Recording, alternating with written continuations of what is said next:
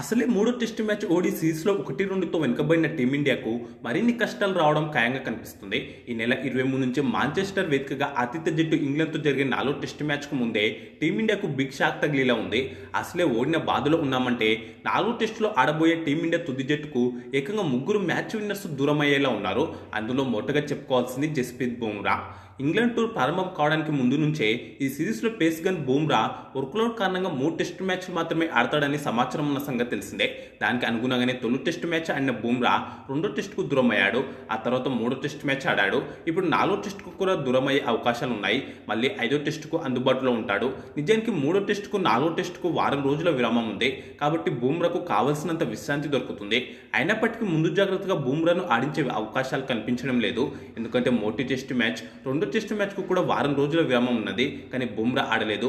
అయితే పలువురు క్రికెట్ విశ్లేషకులు మాత్రం ఇప్పటికే సిరీస్లో టీమిండియా వెనుకబడి ఉండడం, దానికి తోడు సిరీస్ ఆశలు సజీవంగా ఉండాలంటే 4వ టెస్టులో టీమిండియాకు గెలుపు కంపల్సరీ కావడంతో బుమ్రాను ఆడించాలని సూచిస్తున్నారు. కానీ ఇది ఎంతవరకు సాధ్యమవుతుందో చూడాలి. కానీ బుమ్రా ప్రదర్శన గురించి ప్రత్యేకంగా చెప్పాల్సిన పని లేదు. ఒంటి చేత్తో ఎన్నో మ్యాచ్లను గెలిపిస్తున్నాడు. ఈ సిరీస్లోనూ ఇప్పటి వరకు ఆయన 2 టెస్టుల్లోనే ఏకంగా 12 వికెట్లు తీశాడు. ఇందులో 2 సార్లు 5 వికెట్ల ఆల్స్ కూడా ఉన్నాయి. ఇంత గొప్ప మ్యాచ్ విన్నర్ 4వ టెస్టు మ్యాచ్కు దూరం అయితే టీమిండియాకు కష్టాలు తప్పకపోవచ్చు. కాగా బుమ్రా 4వ టెస్టుకు దూరం అయితే అతని స్థానంలో యువ పేసర్ హర్షదీప్ సింగ్ అరంగేట్రం చేసే అవకాశాలు ఉన్నాయి. ఇక మరో మ్యాచ్ విన్నర్ రిషబ్ పంత్ కూడా 4వ టెస్టులో ఆడడం అనుమానంగానే ఉంది. 3వ టెస్టులో ఇంగ్లాండ్ తొలి ఇన్నింగ్స్ సమయంలో కీపింగ్ చేస్తూ పంత్ గాయపడ్డాడు. అతని చూపుడు వేలుకు బలమైన గాయమైంది. దీంతో మధ్యలోనే వికెట్ కీపింగ్ నుంచి కూడా తప్పుకుని డ్రెస్సింగ్ రూమ్కు వెళ్ళిపోయాడు. అతని స్థానంలో స్టాండ్ బై కీపర్గా ధ్రువ్ జురేల్ వచ్చి వికెట్ కీపింగ్ చేశాడు. 2 ఇన్నింగ్స్లోనూ పంత్ కీపింగ్ కు పూర్తిగా దూరంగా ఉన్నాడు. అయితే వికెట్ కీపింగ్ చేయకపోయినప్పటికీ తొలి ఇన్నింగ్స్లో రెండో ఇన్నింగ్స్లో మాత్రం బ్యాటింగ్ మాత్రం చేశాడు. గాయంతో బాధపడుతున్న తొలి ఇన్నింగ్స్లో హాఫ్ సెంచరీతో చెలరేగాడు. అయితే సెకండ్ ఇన్నింగ్స్లో బ్యాటింగ్ చేస్తున్న సమయంలో పంత్ గాయంతో ఎక్కువగా బాధపడ్డాడు.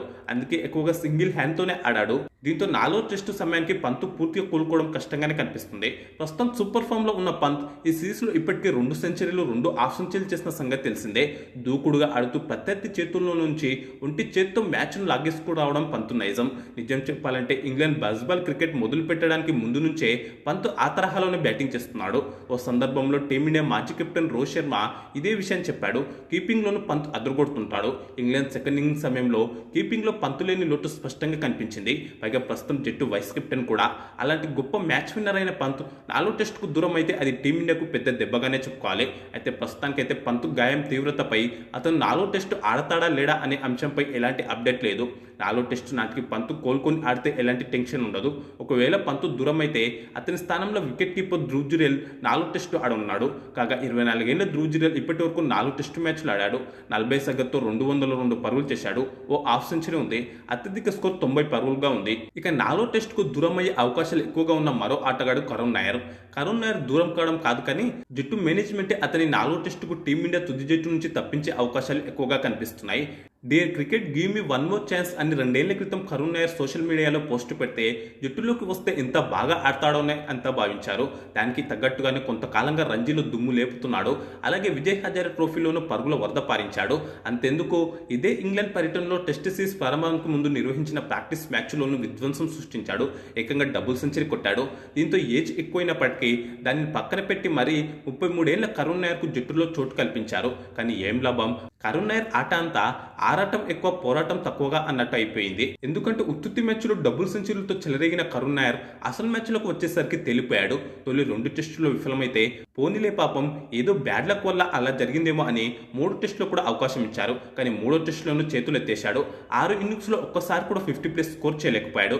అత్యధిక స్కోర్ 40 మాత్రమే. కొన్నిసార్లు మంచి స్టార్ట్స్ వచ్చినప్పటికీ దానిని భారీ స్కోర్గా మలచలేకపోయాడు. దీనికి తోడు Karun Nair foot work, shot selection వంటి వాటిపై విమర్శలు కూడా వస్తున్నాయి. కీలకమైన 3వ స్థానంలో బ్యాటింగ్కు వస్తూ పరుగులు చేయలేకపోతుండడం టీమిండియా స్కోర్ బోర్డుపై ప్రభావం చూపిస్తుంది. నిజానికి భారత జట్టు తరపున వీరేంద్ర సెహ్వాగ్ తర్వాత ట్రిపుల్ సెంచరీ చేసిన 2వ ఆటగాడు కరుణ్ నాయర్. కానీ కరుణ్ నాయర్ ప్రతాపం అంతా ఆ ఒక్క మ్యాచ్కే పరిమితమైంది.